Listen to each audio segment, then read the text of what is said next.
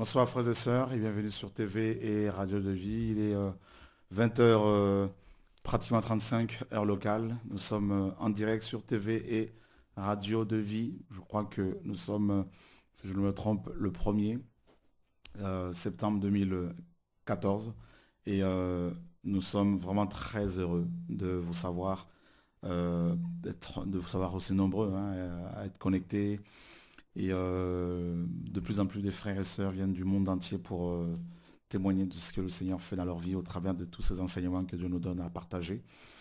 Et Dieu est fidèle, Dieu est celui qui nous encourage, frères et sœurs, et nous sommes beaucoup encouragés. Samedi dernier, nous avons été grandement fortifiés par, n'est-ce pas, la présence de nos frères et sœurs, notamment des saints de Niort, qui étaient montés en grand nombre et avec 6 minibus et 3 véhicules et 3 voitures. Donc, ils étaient près de 80 personnes à venir partager le message du temps avec nous. Et nous avons été grandement fortifiés, et bénis par le Seigneur. De voir aussi le nombre de personnes que le Seigneur a touchées, des conversions et beaucoup de conversions. Il y a eu plus de 50, près de 50 baptêmes en tout cas, et au moins plus de 70 conversions. Et donc on sent qu'il y a eu une accélération hein, dans les confessions, les conversions, les baptêmes, et voilà, dans les conversions, les délivrances également, les miracles. Le Seigneur est en train vraiment de nous encourager, frères et sœurs, et voilà, donc, et que le Seigneur soit béni, que son nom soit glorifié, et Dieu travaille. Père, nous bénissons ton nom pour l'œuvre de la croix. Merci pour ta parole. Merci pour ton nom qui est glorifié. Merci pour mes frères et sœurs qui aiment la vérité, qui sont connectés ce soir. Et nous tenons, Papa, à les bénir en ton nom, Yeshua. Amen. Comment allez-vous tous les deux? Voilà. Vous allez vous rapprocher un peu du micro. Alors, comment c'est ton prénom? Alors moi, je m'appelle Ciné, Ciné. j'ai 18 ans et je réside à Couronne chez mon père. D'accord. Alors, et qu'est-ce qui se passe dans ta vie? Ce qui se passe cette année, j'étais en terminale S et le Seigneur il m'a fait grâce de me donner mon bac. D'accord. Ensuite, il m'a donné aussi le permis. D'accord. Et donc voilà. Ça fait Et j'ai combien de temps que tu es découvert, converti? je suis converti il y a 2 mois, donc depuis 2, 3 mois, depuis juin Depuis juin. seulement. Oh, Et le waouh. Seigneur m'a fait toutes ses grâces. Alléluia. Donc tu as eu ton baptême aussitôt. C'est ça. Waouh. Et comment, que penses-tu justement de la vie chrétienne de Jésus-Christ? Ben, il y a qu'une seule, la seule vie, on est sur terre. Si on est sur terre, c'est parce que Jésus, enfin Dieu, il nous a créés pour être à son image. Mhm. Donc on doit vraiment être à son image et la vie n'a Ok. aucun sens D'accord. sans D'accord. Jésus. Donc, et tu es heureux depuis ta conversion, tu es heureux? Oui, très, Alléluia. très. Que Dieu soit béni. Donc nous avons aussi Regan qui est là, bonsoir. Bonsoir. Voilà. Donc, alors tu reviens bien sûr au Seigneur. Hein. Oui, tout à fait, hein, je reviens au Seigneur. Donc, j'étais un peu éloigné du Seigneur. Uh-huh. Comme je parlais avec le frère David tout à l'heure, que malgré qu'on peut s'éloigner du Seigneur, mais on a toujours un sentiment en nous Mhm. de revenir au Seigneur parce que dans le monde, ça ne nous apporte rien. Mhm. La seule personne qui nous apporte quelque chose, c'est le Seigneur Jésus-Christ. Mhm. Donc, j'étais dans le monde avant, j'étais pas tranquille, pas bien du tout, Mhm. malgré les choses que je faisais avant, mais il y avait toujours une pensée en moi de revenir au Seigneur, Mhm. et jusqu'à ce que le Seigneur m'a interpellé, et je suis revenu vers lui en fait. Que le Seigneur soit béni. Amen. Dieu est bon. Alors, et vous qui nous suivez ce soir, si vous le souhaitez, vous pouvez éventuellement nous appeler pour nous poser et, vos questions. Et donc, on va bien sûr procéder comme souvent, comme d'habitude, hein, par des questions-réponses. Hein. Donc, si vous avez des questions à poser sur la doctrine, sur n'importe quelle doctrine, sur un enseignement, et, ben, vous pouvez nous appeler et puis on pourra, avec la parole, et vous répondre. Voilà. Donc, que le Seigneur soit béni. Et, voilà. Donc, alors, dis-moi, c'est Sydney ou Sydney? Sydney, Sydney. Sydney. Qu'est-ce que tu penses un peu de tout ce que Dieu fait, le fait de voir toutes ces conversions, ces baptêmes, ces guérisons que le Seigneur opère? Est-ce que tu as peur de toutes ces choses? Comment tu... C'est sûr que c'est impressionnant. La première fois que je suis venu, j'étais vraiment impressionné. Je me disais, mais qu'est-ce qui se passe? Je comprenais rien. Hein? Et au fur et à mesure que je viens, je comprends que franchement, il y a une vraie présence de Dieu ici. Mhm. Ce qui fait que ça rassemble beaucoup de monde. J'étais impressionné de voir il pouvait y avoir des blancs, des noirs, n'importe qui, tout le monde venait. Les Et Chinois, les franchement, Arabes, c'est ça. les Indiens, les nations, quoi. Voilà, toutes les nations, ils étaient là. Et donc, Métis, tout ça, ouais. c'est ça. Et si j'étais impressionné par le fait que tellement on est beaucoup à venir qu'il n'y a même plus de place, etc. Donc c'est impressionnant. Et donc voilà, j'invite vraiment tout le monde à venir nous rejoindre. Et voilà, Donc il nous reste juste 3 mois. c'est ça malheureusement. Dans 3 mois, on va passer à autre chose. Mais je te vois Ça. bien travailler sur TV de ville à Sydney. Ah Je oui, crois que, ouais, je pense que il y a quand même, tu as vu, hein, il y a une équipe des jeunes une équipe, c'est ça. très dynamique C'est vrai. et des jeunes que le Seigneur a appelés, des jeunes que le Seigneur aime, Ouais, que le Seigneur, mes amis, a établi dans son royaume et des jeunes que nous voulons encourager parce que Dieu a dit dans sa parole que à la fin de temps, bien sûr, il allait répandre son esprit sur la jeunesse. Et nous voulons ce soir aussi dire aux jeunes que personne ne vous méprise, que personne ne vous minimise. Vous avez de la valeur aux yeux du Seigneur. Voilà. Donc je crois que beaucoup de jeunes seront justement fortifiés, encouragés. Mhm. Et donc, parce que quand on est jeune, hein, on a tendance C'est ça, à être dans le monde. dans le monde Voilà, et à penser beaucoup que de... il faut attendre d'abord de vieillir avant de C'est pouvoir ça, avant de se s'engager. poser ou quoi que ce soit. Alors que non, c'est tout de suite maintenant. Jésus, il revient. Et les filles alors qui te font Voilà. la... Est-ce qu'il y a des filles qui te font la cour? Non, ça va. Mais t'as pas de problème par rapport à ça, non? La tentation, Mais si justement la convoitise, on est toujours tenté à vouloir aller parler à une fille, Hein, la draguer ou quoi que ce soit, mais moi, bizarrement, le Seigneur m'a fait grâce de me détourner de tout ça. d'accord? Et C'est donc bien, c'est voilà. bien, c'est bien. T'es pas embêté par les filles, quoi. Non, Ah, c'est bien, faut te préserver encore jusqu'au mariage. c'est ça. Allez, la gloire, surtout que le Seigneur revient. Et c'est bien. Alors, je sais qu'il y a beaucoup de jeunes qui sont connectés ce soir. Et il y en a aussi beaucoup, certainement, qui se disent, mais quand est-ce qu'il y aura, c'est quand la prochaine réunion de la jeunesse, tout ça. Mhm.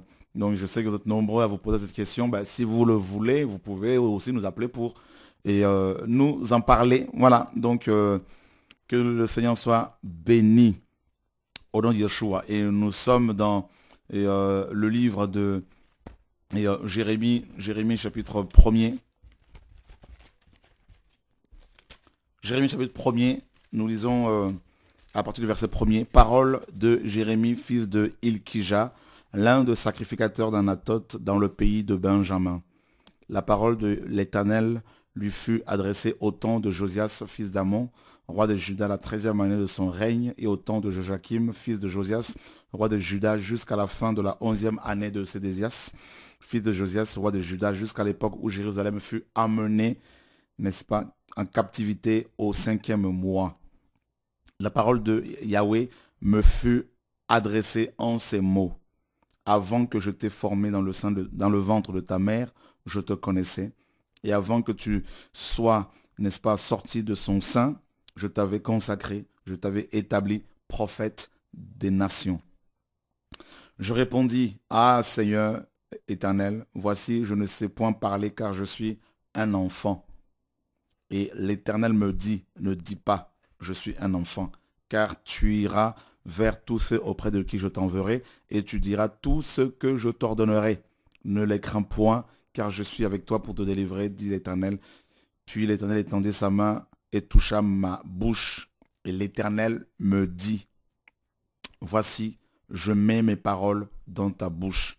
Regarde, je t'établis aujourd'hui sur les nations et sur les royaumes, pour que tu arraches et que tu abattes, pour que tu ruines et que tu détruises, pour que tu bâtisses et que tu plantes. Voilà. Donc Dieu appelle notre frère, bien sûr, Jérémie, et on apprend qu'il était un enfant.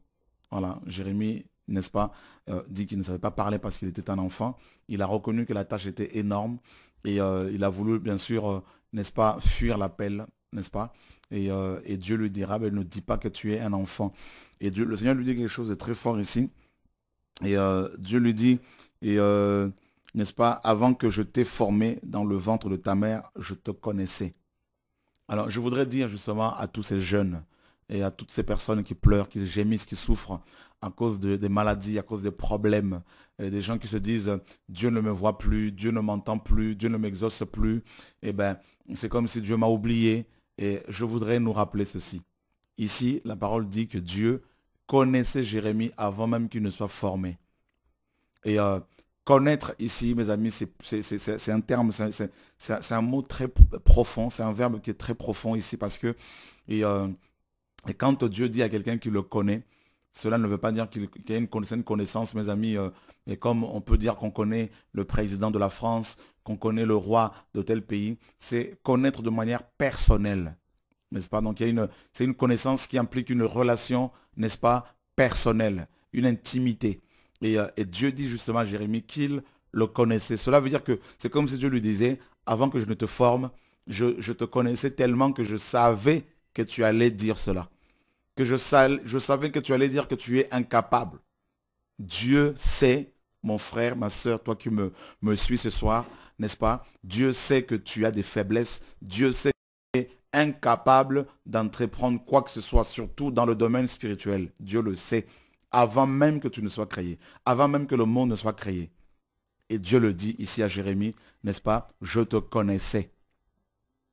Et parce que Dieu connaissait Jérémie, avant même qu'il ne soit formé, parce que Dieu savait que Jérémie allait avancer cet argument, qu'il, n'est-ce pas, va l'établir, n'est-ce pas, prophète des nations. Frères, sœurs, Dieu l'a établi prophète des nations avant même qu'il ne soit né, avant même qu'il ne soit façonné, avant même qu'il ne naisse.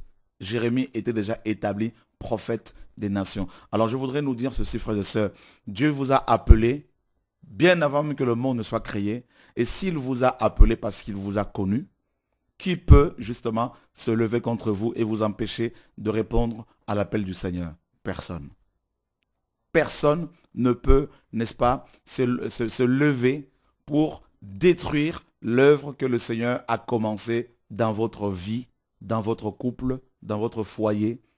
Parce que Dieu vous connaît avant, n'est-ce pas, que le monde ne soit créé. Alors, et vous devez au contraire, dans l'adversité, vous devez être en paix, dans le repos, n'est-ce pas? Il faut cultiver le repos, la mentalité du repos, hein, de Dieu dans vos cœurs, et pour ne pas justement vous laisser agiter par les adversaires. Parce que Dieu, n'est-ce pas, dans ce passage, va établir ce jeune, cet enfant, au milieu d'une nation, n'est-ce pas, remplie d'hommes et de femmes très méchants. Qu'est-ce que vous pensez un peu de cet homme, Jérémie? Vu que Dieu le connaissait très bien, il s'est servi de ça pour lui dire que oui, je te connais. Donc c'est pour ça que je t'ai établi prophète. Et donc c'est ça qui doit encourager Jérémie à vraiment se glorifier, enfin glorifier l'Éternel. Et voilà. Je trouve que justement que l'Éternel, quand il appelle une personne, que même si on se dit rien faire, mais en fait il faut tout abandonner au pied de Dieu.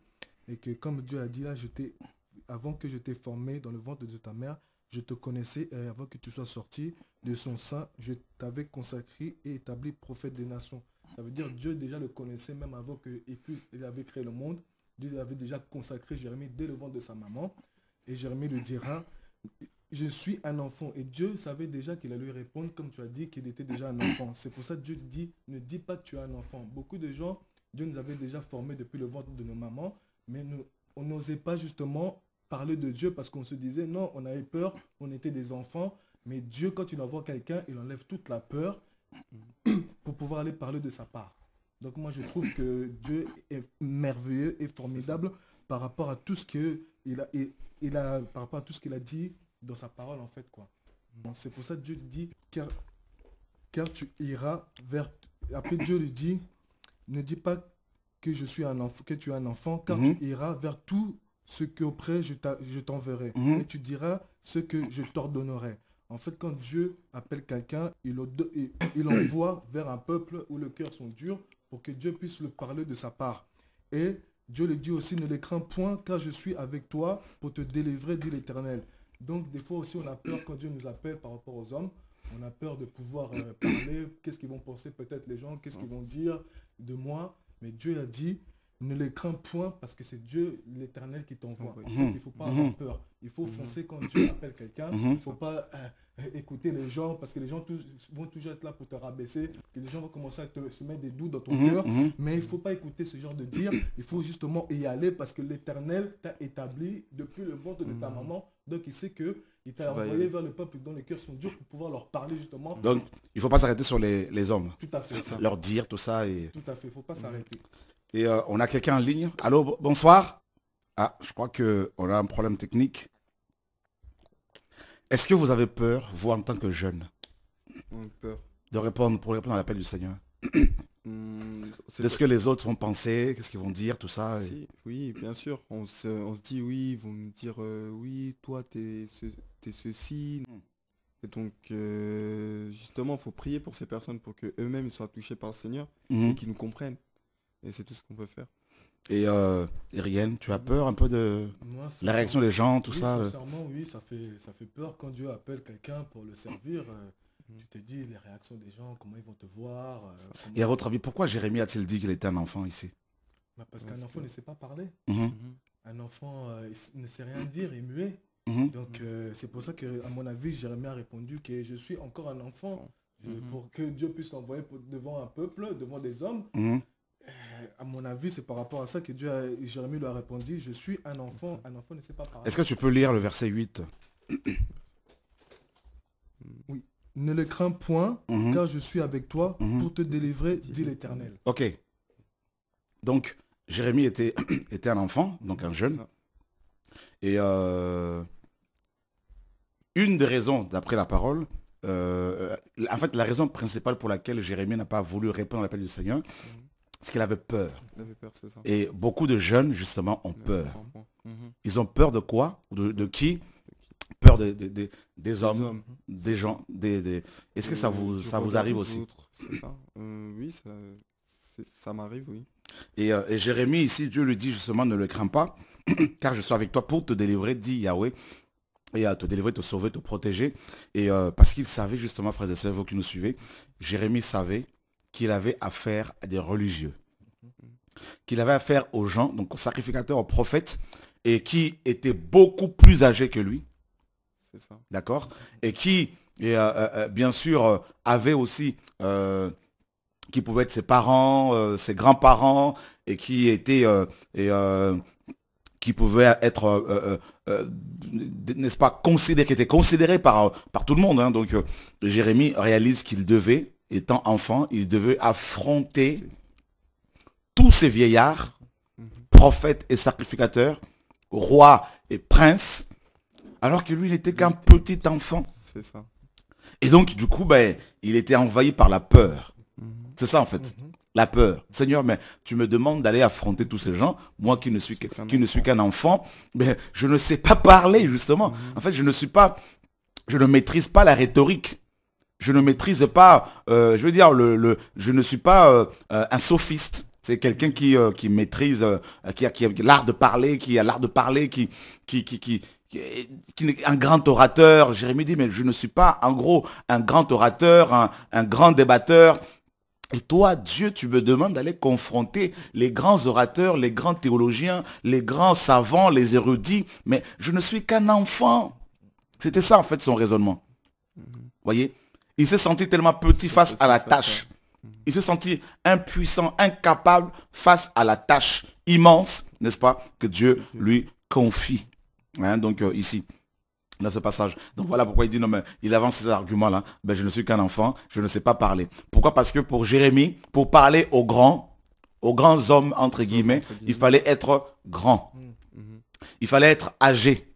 Deuxièmement, pour parler à ces hommes très reconnus, très connus, il fallait également savoir parler. Et voilà pourquoi aujourd'hui beaucoup de pasteurs apprennent à parler. Voyez frère, dans les écoles théologiques, ils apprennent à parler, n'est-ce pas? Le sermon, c'est quoi? C'est le fait, n'est-ce pas? C'est un discours qui est déjà préparé, préétabli, que des pasteurs font, justement. Donc, dans les écoles théologiques, on apprend aux gens comment parler. Et même beaucoup de politiciens, mes amis, dans les écoles où ils vont, ils apprennent à parler. Voilà, donc et c'est de la rhétorique. Voilà, ils apprennent la rhétorique. Et comme vous le savez certainement, la rhétorique c'est un discours, hein, donc en 3 points. Donc il y a l'intro, il y a le sujet principal et il y a la conclusion. Et dans la rhétorique, vous avez 3 choses au moins. Vous avez l'argumentation.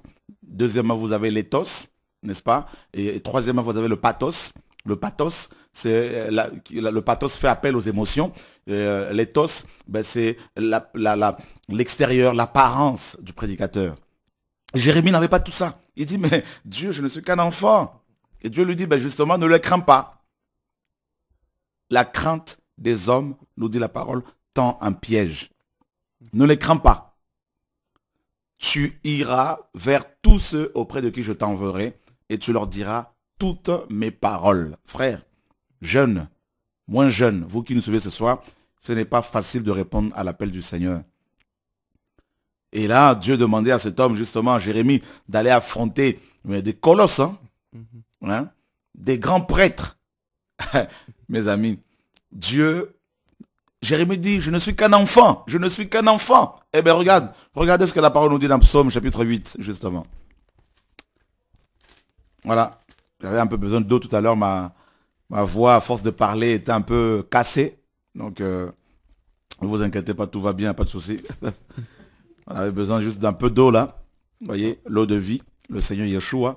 Est-ce qu'on peut le lire, Psaume chapitre 8, verset 4 et non, verset 3. Ok. Par la bouche des enfants et de ceux qui sont à la mamelle, tu as fondé ta gloire pour confondre tes adversaires, pour imposer silence à l'ennemi et aux vindicatifs. Tu t'en rends compte ici, Regen? Dieu, n'est-ce pas? Et on apprend ici par la bouche de David, qui était prophète et roi, que Dieu a fondé sa gloire, n'est-ce pas? Donc c'est par la bouche des enfants et de ceux qui sont à la mamelle que tu as fondé ta gloire. Donc Dieu a voulu manifester sa gloire dans la vie de ce jeune enfant qu'est Jérémie. Et pourquoi Dieu va-t-il choisir les enfants, les jeunes souvent? C'est pour confondre, n'est-ce pas, ses ennemis, ses adversaires. Parce que personne ne s'attend à ce que Dieu passe par un enfant pour nous parler. Personne ne s'attend à ce que Dieu passe par des personnes qui paraissent viles. N'est-ce pas? Personne ne s'attend à ce que le Seigneur passe par des gens déconsidérés. Et voilà, Dieu va prendre quelqu'un qui est déconsidéré, quelqu'un qui n'a pas une bonne apparence, quelqu'un qui paraît comme qui est vêtu comme un clochard. Et bien c'est par cette personne-là que Dieu va passer pour amener le réveil. Voilà, Dieu fait ce qu'il veut. Vous savez, le réveil ne viendra pas par les hommes en costume et cravate. Hein. Pas nécessairement, hein, frères et sœurs. C'est souvent par des gens que l'on néglige, par des gens que tout le monde traite de sorciers, magiciens, faux prophètes. Et ce sont des ouvriers du réveil. Voilà. Donc, et là, ben, Dieu dit, il choisit les enfants aussi. Donc, pour imposer, n'est-ce pas? D'abord, premièrement, pour confondre ses adversaires. En fait, Dieu aime confondre ses adversaires. C'est magnifique, hein? C'est un Dieu qui aime amener la confusion chez ses adversaires. Or, Satan, c'est quoi? C'est qui? C'est un adversaire. N'est-ce pas? Et c'est ça. Donc, nous avons plusieurs Satans. Des adversaires. Et Dieu aime les confondre. C'est pour ça même ce soir, ils sont toujours confondus, mais ils sont toujours connectés. C'est ça qui est magnifique. Ils n'ont pas le choix. Ils sont obligés de me suivre de près matin, midi, soir. Pourquoi? Parce que là, il faut qu'ils se nourrissent de la confusion matin, midi, soir. C'est ça notre Dieu. C'est leur nourriture.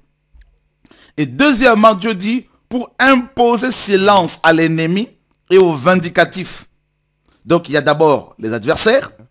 Donc Dieu a des adversaires. Si Dieu a des adversaires, ben, tu sauras que tout doit en avoir aussi. Donc c'est normal que les gens se lèvent contre moi. C'est biblique. Parce que Dieu, le Créateur, a eu aussi de la rébellion au ciel. Donc c'est biblique. Si toi, les gens se lèvent contre toi, si tu es chrétien, ne pleure pas, c'est normal. Un prophète, un homme de Dieu, un chrétien qui n'a pas d'adversaire, il n'est pas de Dieu. Il ne peut pas voir la gloire de Dieu. Jérémie a eu peur de l'adversité. Voilà pourquoi il dit, Seigneur, je suis qu'un enfant. Parce que l'adversité, là, pour les enfants, là, c'est pas... ben oui, tu es enfant, mais parce que tu as l'appel de Dieu, parce que tu es prophète de Dieu, parce que tu as l'onction de Dieu, tu auras des adversaires. Voilà. Tu auras des ennemis, deuxièmement. Écoutez, j'aime la parole de Dieu. Vous savez, l'esprit m'enseigne quelque chose de fort ici. Frères, sœurs, écoutez ici. On nous dit que Dieu, le Créateur, a premièrement des adversaires. Deuxièmement, a des ennemis. Troisièmement, il a des gens, hein, des vindicatifs, des gens qui ne font que parler, parler, parler. Ils ne peuvent pas se taire. Bon, si Dieu a ces trois types de personnes contre lui, adversaires, ennemis, vindicatifs, et vous qui êtes ses enfants, on dit bien tel père, tel fils. Si notre père a des adversaires, si notre père a des ennemis, si notre père a des vindicatifs, et nous qui sommes ses enfants, tout disciple accompli sera semblable à son maître. Luc chapitre 6, verset 40 nous le dit. Donc vous voyez, frères et sœurs, n'ayez pas peur de répondre à l'appel du Seigneur à cause de l'opposition, à cause de l'adversité.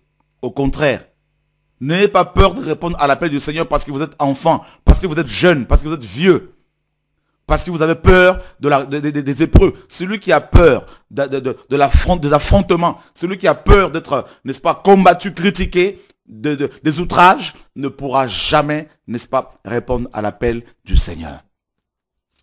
Voyez, Dieu utilise les enfants et de ceux qui sont à la mamelle, ceux-là qui têtent encore. Hein? Et Dieu dit, c'est toi que je veux utiliser. C'est toi mon enfant. Mais non, mais je ne sais pas parler. Il dit, c'est toi. Fais-moi la révision de la Bible. Seigneur, mais je n'ai pas de diplôme. Il dit, c'est toi. Et les gens se lèvent. Mais pourquoi il a fait ça? C'est pas normal. Mais non, mais pourquoi il va faire des révisions? Mais il va réécrire la Bible, tout ça là. Mais Dieu dit, c'est lui. Il fait ce qu'il veut. Non, mais c'est pas normal. C'est l'antéchrist. Non, mais c'est... Il y a toujours des gens qui se lèvent. C'est normal. Ça n'a pas commencé avec Chora. Ça a commencé avec, mes amis, ça a commencé avec Dieu lui-même au ciel. Dieu dit, adorez-moi. Il dit aux anges, adorez-moi. Satan dit, ne l'adorez pas, adorez-moi. Vous avez vu, frère? Et Satan est chassé du ciel. Et quand Dieu l'a chassé, qu'est-ce qu'il a fait? Eh bien, il a entraîné avec lui un tiers d'anges. Et ils sont devenus des rebelles. Et ils combattent le Seigneur le matin, midi, soir. Voilà. Ils critiquent Dieu tout le temps. Voilà. Ils sont là tout le temps en train de critiquer Dieu. Ils suivent Dieu de près pour le critiquer. Dieu suscite un prophète, il dit non, c'est un faux prophète. Dieu envoie ses prophètes, ses apôtres, ils disent non, ce sont des faux ouvriers. Ben, Satan, c'est comme ça. C'est pour ça qu'on dit c'est le diable, c'est un adversaire. Alors, tous les chrétiens authentiques ont aussi des adversaires. C'est pour cela que vous devez comprendre ces choses, enfants de Dieu. Et l'adversité peut aussi venir de chez vous, de votre famille. Votre père peut se lever contre vous, votre mère, vos frères et sœurs. Voilà, vos enfants. Il faut être préparé à ces choses, frères et sœurs. Voilà, Dieu nous conduit autrement ce soir. Et Dieu dit qu'il impose le silence à l'ennemi et aux vindicatifs. Les gens qui ne font que parler, parler, parler, parler. Dieu leur impose le silence. Comment? Mais par manifestant sa gloire. Ouh là là là là là là là là. Et c'est quoi la gloire de Dieu, frère? La gloire de Dieu, c'est quand le nom de Yeshua opère des guérisons, quand les gens se convertissent, quand les gens confessent leurs péchés, quand les gens sentent que l'enfer est sous leurs pieds, les gens ont peur d'aller en enfer, ils disent nous voulons de Jésus-Christ maintenant. Frère, la gloire de Dieu, c'est fort. Quand les finances sont libérées, sans mettre la corde autour du cou de gens, sans demander aux partenaires financiers de venir vous soutenir, les gens soutiennent naturellement. La gloire de Dieu, frère, c'est quand Dieu est glorifié, Dieu est adoré. Voyez? Et là, les vindicatifs, ils observent. C'est Psaume 23. Dieu dresse une table devant nous, en face de nos adversaires. Non mais Dieu, frère, il y a des choses que Dieu le fait exprès. Vous savez, c'est pas moi qui le dis. Hein. Dans 1 Timothée 4:1, il est dit quoi? L'Esprit dit expressement. Vous voyez bien que Dieu a des choses que Dieu fait expressement. Il fait exprès de créer Chora. Il a fait exprès, Dieu. Il a fait exprès de me façonner. Il dit, tu vas aller en France. Je veux t'établir là-bas pour déranger. Moi, je n'ai pas choisi l'appel, frère. Il dit, tu vas parler. Parfois, quand je me dis, Seigneur, je ne veux plus parler, il me dit, si tu ne parles pas, je te tue. Je dis, d'accord, je vais parler. Je n'ai pas de choix. Vous ne pouvez pas empêcher un coq de chanter. Quand il est 4 heures du matin, le coq chante. C'est naturel parce qu'il a une horloge interne. C'est naturel pour le coq de chanter. Donc vous ne pouvez pas empêcher les gens que Dieu a appelés de parler. C'est si vous êtes appelés de Dieu, si vous êtes appelés du Seigneur, vous ne pouvez que prophétiser. Dieu dit, je parlerai, qui ne prophétiserait. Allô, bonsoir. J'aime Dieu. Dieu lui-même, vous voyez, vous rendez compte, mes frères, Dieu lui-même dit, dans Psaume 23, il dresse une table devant nous et convoque nos adversaires et il prend de l'huile, il la déverse sur nos têtes. Ça, c'est Dieu. Ben voilà. Alors, si vous êtes jeune, n'ayez pas peur de l'adversité, n'ayez pas peur de dire des hommes, levez-vous et faites l'œuvre du Père au nom de Yeshua. Je crois que nous avons quelqu'un à lire. Quoi? Je crois qu'il y a un problème technique.